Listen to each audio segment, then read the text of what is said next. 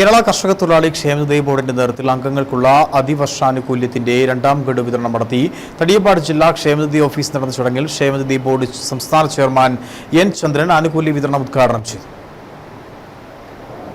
സംസ്ഥാന കർഷക തൊഴിലാളി ക്ഷേമനിധി ബോർഡിൽ അംഗത്വമെടുത്ത് കൃത്യമായി അംശാദായം അടച്ചുവരുന്ന അംഗങ്ങൾക്കുള്ള അതിവർഷ ആനുകൂല്യത്തിന്റെ രണ്ടാം ഗഡു വിതരണമാണ് ജില്ലാ ക്ഷേമനിധി ഓഫീസിന്റെ നേതൃത്വത്തിൽ ബ്ലോക്ക് പഞ്ചായത്ത് ഹാളിൽ നടന്നത്.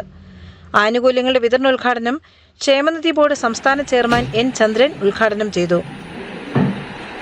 ബോർഡിൽ അംഗമായി ക്ഷേമനിധിയിൽ അംഗമായി അംശാദായം കൃത്യമായി അടച്ചു അത്രയും വർഷത്തിൽ ഒരു വർഷത്തിന് 625 രൂപ എന്ന നിലയിലാണ്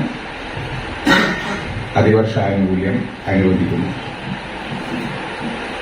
ബോർഡ് നൽകുന്ന 8ഓളം ആനുകൂല്യ പദ്ധതികളിൽ